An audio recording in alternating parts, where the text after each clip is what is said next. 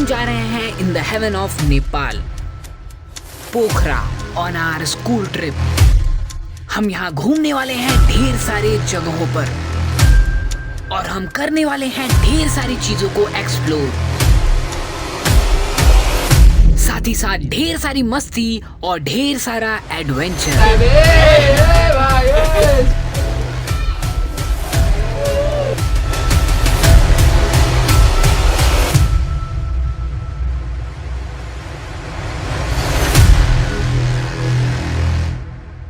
हमारी journey start होती है देवरिया से। सभी लोग काफी एक्साइटेड दिख रहे हैं और यहाँ पे आदर्श भाई विंडो सीट का मजा लेते हुए। नमस्कार दोस्तों। तब आपको टूर पे जाने पे कैसा फील हो रहा है? और देखिए बहुत बढ़िया फील हो रहा है। फिलहाल तो मेरा प्लान कल ही फाइनल हुआ था, बाकी काफ़ी अच्छा लग रहा है अपने दोस्तों के साथ जाने में, काफ़ी अच्छा फील हो रहा है। देखते ही देखते हम गोरखपुर से होते हुए सुनौली बॉर्डर क्रॉस करके नेपाल में एंटर कर चुके हैं। कुछ दूर और आगे बढ़ने पर हम रुकते हैं सावरिया होटल पर, जहां पर लंच करके हम वापस से निकल जाते हैं पोखरा की ओर। कुछ देर और ट्रेवल करने के बाद हमें पहाड़ों की झलक दिखना स्टार्ट हो जाती है।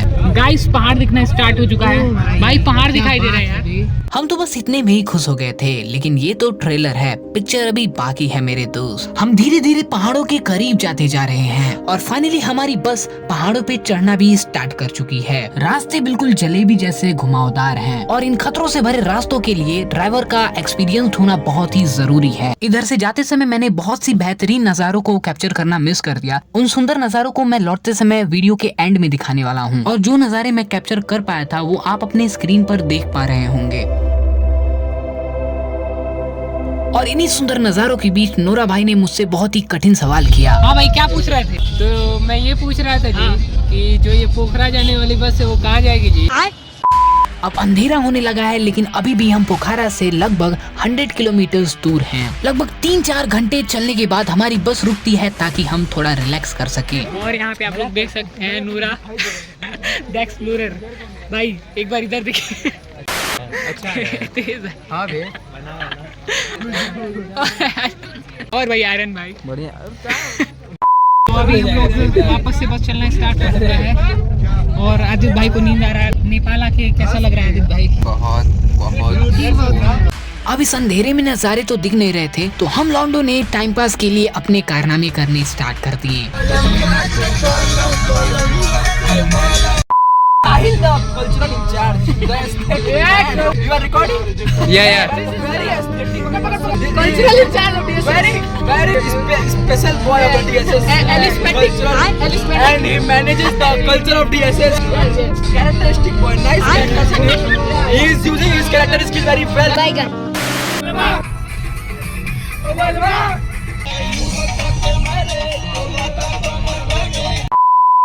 देखते ही देखते हम पोखरा शहर के काफी नजदीक आ चुके हैं और इस अंधेरी रात में पहाड़ों की ऊंचाइयों से जगमगाता हुआ पोखरा शहर मानो ऐसा प्रतीत होता है जैसे जमीन पर तारे टिमटिमा रहे हों।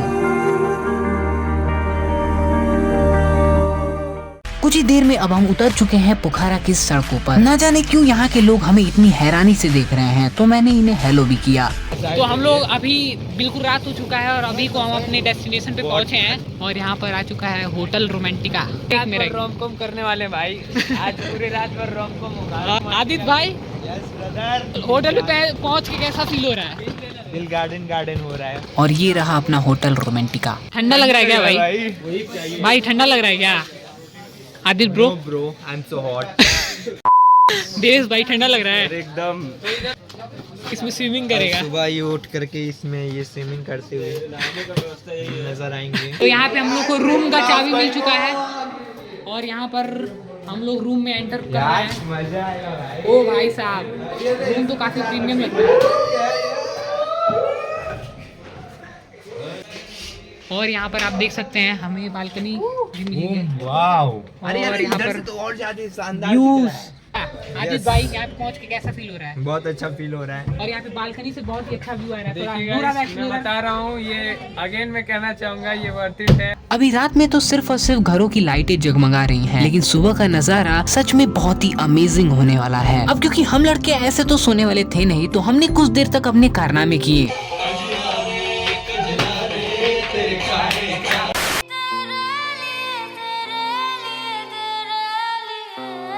अरे तो फिर क्या हुआ? अरे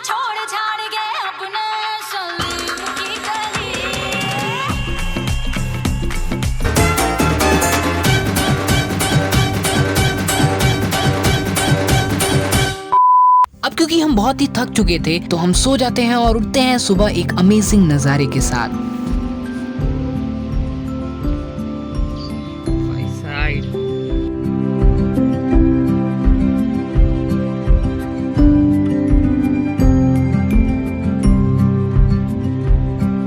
आज है हमारा डे 1 इन पोखरा और आज हम घूमने जाने वाले हैं Vindhyavasini temple, Mahendra cave, bat cave, Gupteshwar Mahadev cave, Devi's fall और हम घूमने वाले हैं यहाँ के लोकल मार्केट में and then back to hotel. तो चलिए शुरू करते हैं। सुबह ब्रेकफास्ट करने के बाद हम निकल जाते हैं विंध्यवासिनी टेम्पल की तरफ। एक बार अपना हेड पहनो भाई। और यहाँ पे नूरा द एक्सप्लोरर बॉय है, क्या बात। Oh my God. तो फाइनली हम बस से उतरकर यहाँ के एक लोकल मार्केट से होते हुए विंध्यवासिनी टेम्पल के एंट्रेंस तक जाते हैं। मंदिर में हम सीढ़ियों से होते हुए एंट्री लेने वाले हैं। मंदिर में अंदर जाने के बाद मैंने चीजों को एक्सप्लोर करना स्टार्ट किया और मुझे पता चला कि ये टेम्पल यहाँ का one of the oldest temple है, जो कि डेडिकेटेड है माँ विंध्यवासिनी पे, जो कि माँ काली का ही एक स्वरूप है। यहाँ पर अलग अलग भगवान की मूर्तियाँ हैं और लोग उनका आशीर्वाद ले रहे हैं। मजा आ रहा है कि नहीं? बहुत मजा आ रहा है, बहुत ज्यादा। वहीं पर हमें एक व्यू पॉइंट भी मिला जहाँ पर हम जाकर ढेर सारी फोटोज क्लिक करने वाले हैं और उसके बाद हम अपने नेक्स्ट लोकेशन की ओर बढ़ने वाले हैं। अब हम निकल चुके हैं महेंद्र केव की तरफ। फाइनली हम महेंद्र केव के एंट्रेंस तक पहुंच चुके हैं। अब मैं टिकट लेकर यहाँ पर एंटर करने वाला हूँ। केव में एंटर करने से पहले हमें सबसे पहले इन सीढ़ियों से नीचे उतरना होगा। आराम से देखना। जो नहा के नहीं आया होगा वो भी नहा लेगा। वही तो हम भी देख रहे हैं, पानी से रिस रहा है। महेंद्र केव एडवेंचर के लिए काफी बढ़िया ऑप्शन है, लेकिन मुझे बैट केव इससे कई ज्यादा एडवेंचरस और चैलेंजिंग लगा। अब क्योंकि हम इतने सारे एक साथ इस केव में घुसे हैं तो भीड़ लगना तो बहुत ही जाहिर सी बात है, इसीलिए इसके एंट्रेंस से ही हमें वापस बाहर भी निकलना पड़ा। और भाई आदित्य नज़ारा लेते हुए महेंद्र केव के आसपास भी हम बहुत सारी चीजें एक्सप्लोर कर सकते हैं। अब चीजों को एक्सप्लोर करते करते पास में ही बने इन सीढ़ियों पर मैं जाने लगा। यहाँ ऊपर पहुँचने के बाद मुझे यहाँ के लोकल एरिया का एक बहुत ही प्यारा पैनोरामिक व्यू देखने को मिला। यहीं पर मुझे एक बहुत ही प्यारे अंकल जी भी मिले जो कि यही लोकल एरिया में रहने वाले हैं। इनसे हमने ढेर सारी बातें की। मैंने इनसे यहाँ के पॉलिटिक्स, एजुकेशन, इन्वायरमेंट और हाल ही में हुए जेनजी प्रोटेस्ट के बारे में भी डिस्कस किया। अंकल जी यहाँ पर अपने ग्रैंडसन और ग्रैंड डॉटर के साथ घूमते टहलते हुए यहाँ पर आए थे। ये है इनकी grand daughter baby. Baby baby नाम है ना, बेबी। इधर आ, इधर आ, स्माइल।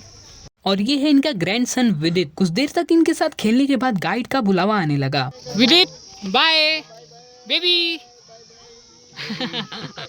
तो मैं इन्हें बाय बोलकर अपने अगले लोकेशन की तरफ जाने लगा। फाइनली हम बैट केव के एंट्रेंस तक आ चुके हैं। अब हम टिकट लेके यहाँ पर एंटर करने वाले हैं। अगेन हमें केव के अंदर जाने के लिए हमें सीढ़ियों से पहले नीचे उतरना होगा एंड देन हम गुफा में एंटर करेंगे। अरे भाई हम लोग कहाँ जा रहे हैं यार?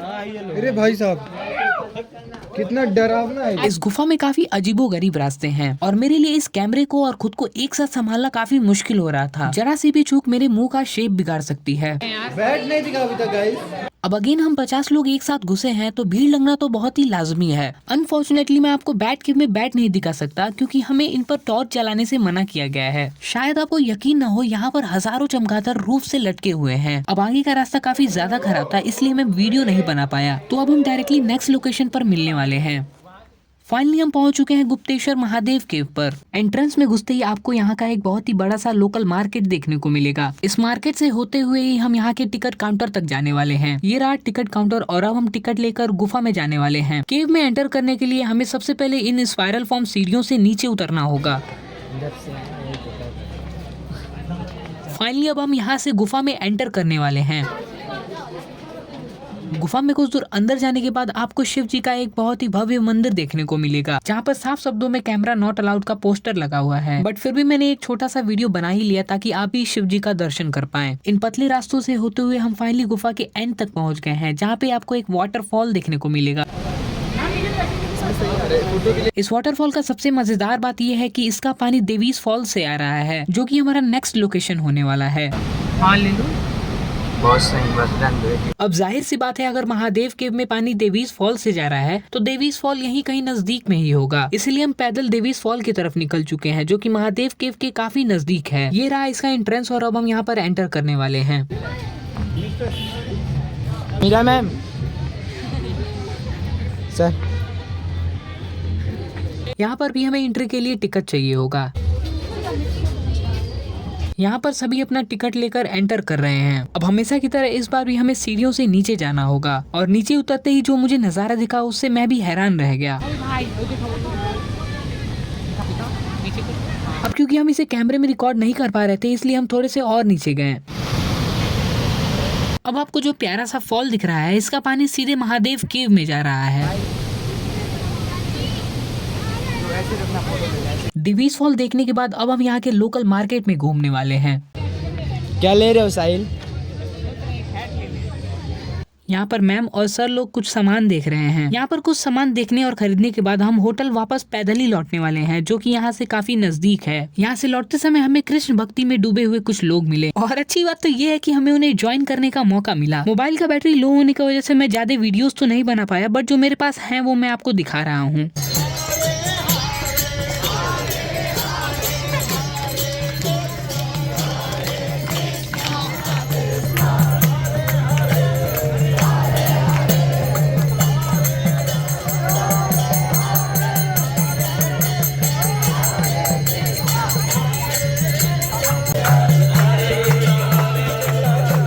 और ऐसे ही चलते चलते हम कब होटल पहुंच गए हमें पता ही नहीं चला। डिनर करने के बाद हमें इंस्ट्रक्शन मिला कि कल सुबह हमें 4 बजे ही उठना होगा, क्योंकि हम कल सनराइज देखने जाने वाले हैं। अब क्योंकि कल सुबह जल्दी उठना है इसलिए हम लौंडे आज लेट से सोने वाले हैं।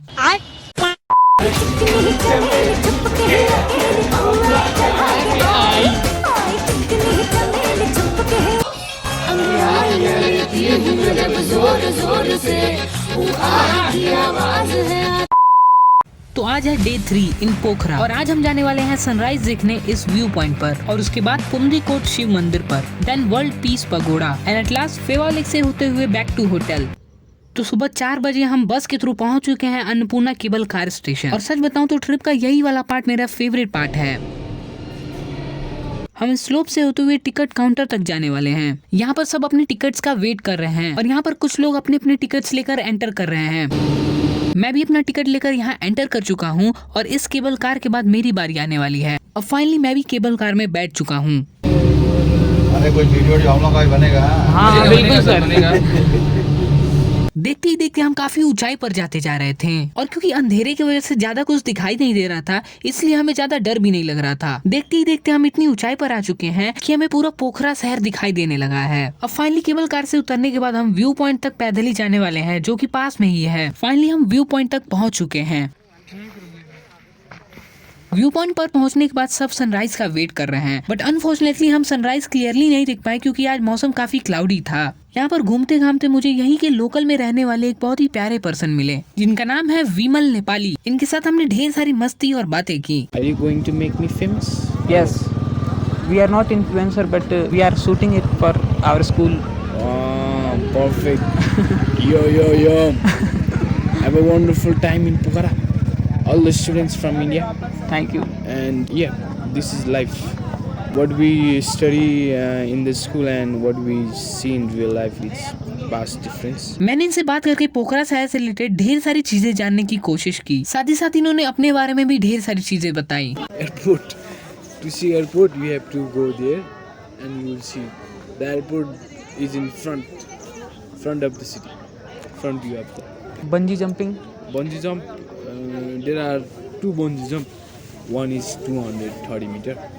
For that you have to go around more than 2 hours by taxi. And paragliding paragliding also from Salankote. at the same place. Yes sir. No. See one hill. After 2 hill there is a paragliding. विमल नेपाली को अलविदा बोलने के बाद मैंने यहाँ के कुछ अच्छे सीन्स रिकॉर्ड किए। प्रीतांश भाई कैसा फील हो रहा है यहाँ पे आके? बहुत मस्त है एकदम, जो है व्यू जो है बहुत मजा आ रहा है दोस्तों, कसम से। एकदम आइए आप भी आइए। और आदर्श भाई यहाँ पर आके कैसा फील हो रहा है? बहुत बढ़िया लग रहा है, एकदम शानदार व्यू है यहाँ पे। सनराइज हम लोग 2 घंटा पहले ही देख रहे, नहीं देख पाए और अभी तक ढंग से नहीं देख पाए उसको हम लोग। सामने एक शानदार माउंटेन दिख रहे हैं, दिखाओ यार।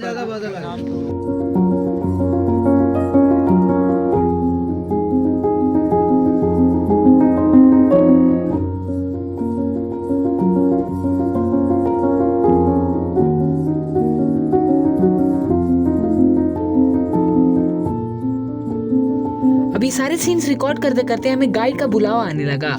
चलो तो हम वापस से केबल कार स्टेशन जाने लगे। सर हेलो बोल दीजिए। सर भी दिखने दीजिए।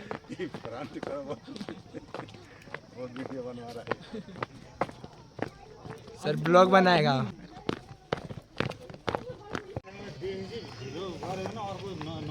फाइनली हम केबल कार स्टेशन पहुंच चुके हैं और अब हम वापस से नीचे जाने वाले हैं जहां से हम आए थे। और सच बताऊं तो यही है मेरा ट्रिप का सबसे फेवरेट पार्ट, जहां पर मुझे एक्चुअली बहुत ज्यादा मजा आया।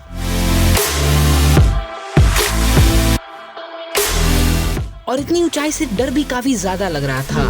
अरे यार, हे भगवान, अगर ये रस्सी ना होता तो ओ भाई, ये बादल आया, बादल। अरे भाई हम लोग कैसे जा रहे हैं? लेके जा रहा है बे। ए भाई, ए सीधा करो यार, पेपर मत करो, डर लगा था भाई।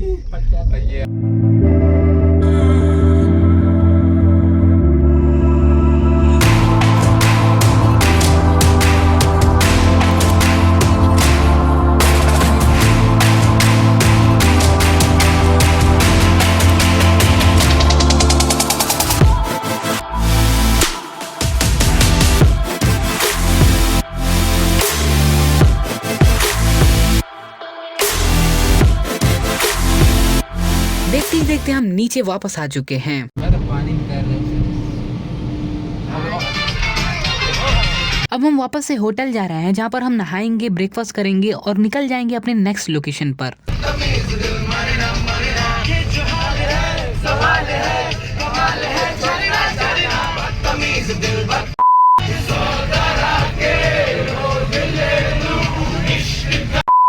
हमारा नेक्स्ट लोकेशन होने वाला है पुमदीकोट शिव मंदिर, जो कि अगेन काफी ऊंचाई पर है। जब मैं विंडो से बाहर देख रहा था तो ऐसा लग रहा था मैं एरोप्लेन में बैठा हूँ, हमारी बस हवा में उड़ रही है। यहाँ पर हम बहुत ज्यादा स्टीप क्लाइंबिंग कर रहे थे। अभी हम लोग कितना स्टीप क्लाइंबिंग कर रहे हैं भाई। सारे कंप्लीट होगा। फाइनली हमारी बस शिव मंदिर से कुछ दूर पहले रुक जाती है और हम पैदल ही शिव मंदिर की तरफ बढ़ने लगते हैं।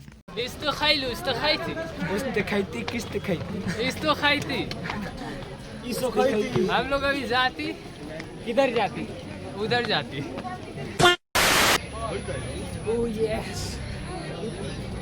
Juice 5 juice 5 no no no गन्ने का जूस 5 20 रुपये बड़ा गिलास। किसी को 20 रुपये। और आदित्य भाई थक गया क्या?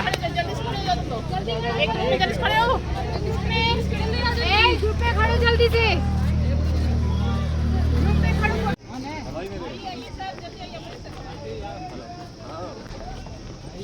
भारी पनि जानु होला है। सिसाको पुलहरु, सिसमहल, कमलको कट कट कट। संसार पारं न तो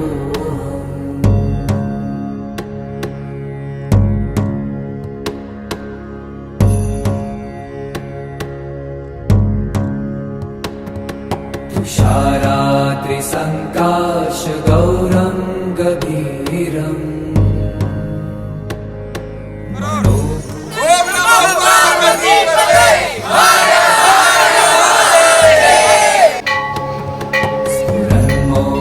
कल्लोलिनी चारुगंगा लसद्भाल बालेन्दु कंठे भुजंगा।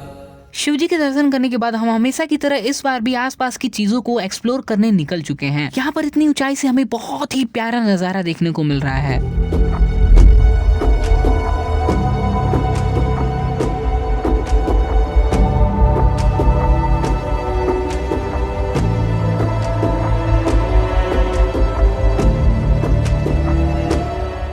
अब हम निकल चुके हैं वर्ल्ड पीस पगोड़ा की तरफ। नाम से ही पता चलता है ये स्तूपा वर्ल्ड पीस के लिए बनाया गया था। जापान के कुछ बहुत ही बड़े बुद्धिज्म फॉलो करने वालों ने दुनिया में डिफरेंट प्लेसेस पर 100 पीस पगोड़ा बनाने की कोशिश की, जिनमें से एक पर हम जा रहे हैं। अनफॉर्चुनेटली मैं यहाँ पे ज्यादा वीडियोस नहीं बना पाया, बट जो मेरे पास है वो मैं आपको दिखा रहा हूँ।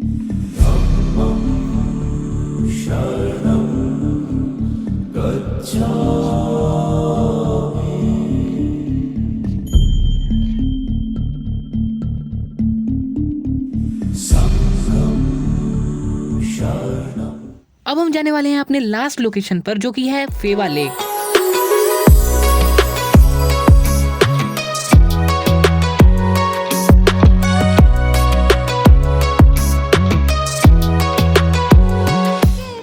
फाइनली ये है हमारी आखिरी रात पोखरा में। हमने बचे कुचे हर एक पल को जीने की कोशिश की, क्योंकि हमें पता था हम सारे लोग अब एक साथ कभी भी ऐसे जुट कर मस्ती नहीं कर पाएंगे। हमने एक दूसरे से ढेर सारी बातें की, ढेर सारी मस्ती की और फिर हम सो गए। ऐसा आपको लग रहा होगा।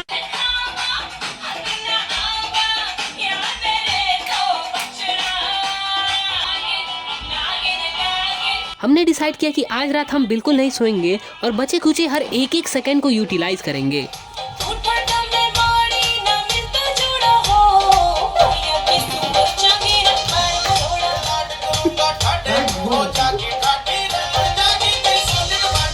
देखना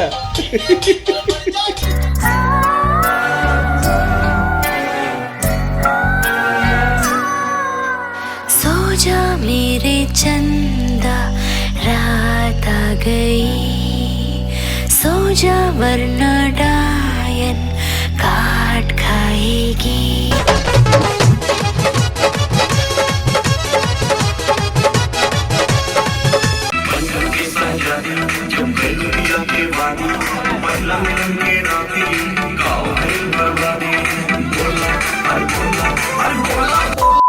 अब ऐसा भी नहीं है कि हम बिल्कुल नहीं सोए। मैं तो रात के 4 बजे ही सो गया था। सुबह उठकर हम ब्रेकफास्ट करते हैं और उसके बाद हम अपने सारे सामान को पैक कर लेते हैं। तो आज है पोखरा में हमारा तीसरा सुबह और अब मैं अंतिम बार यहाँ पर इस ब्यूटीफुल से नज़ारे को, इस सुंदर से नज़ारे को देख रहा हूँ। फाइनली मैं आखिरी बार इस बेहतरीन नज़ारे को देखकर इसको अलविदा बोलता हूँ। सबका चेहरा उतरा हुआ है और हम सभी अपने ट्रॉली बैग लेकर अब यहाँ से निकलने वाले हैं। लेकिन अब सबको पता है कि हम लौंडे ऐसे शांति से तो यहाँ से नहीं निकलने वाले हैं। जल्दी चल यार।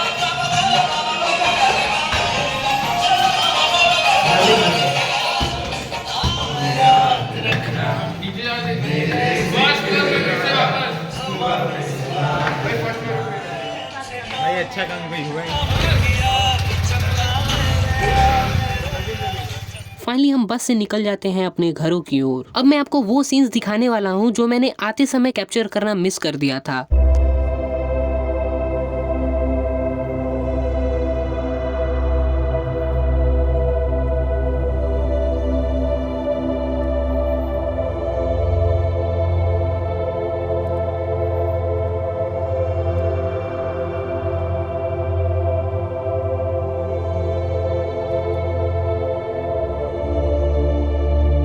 मुझे सबसे इंटरेस्टिंग ये लेक लगा जिसका पानी रेड था। ये पानी रेड इसलिए है क्योंकि इसमें आयरन कंटेंट काफी ज्यादा है और आयरन के ऑक्सीडेशन की वजह से इसका पानी रेड अपीयर हो रहा है।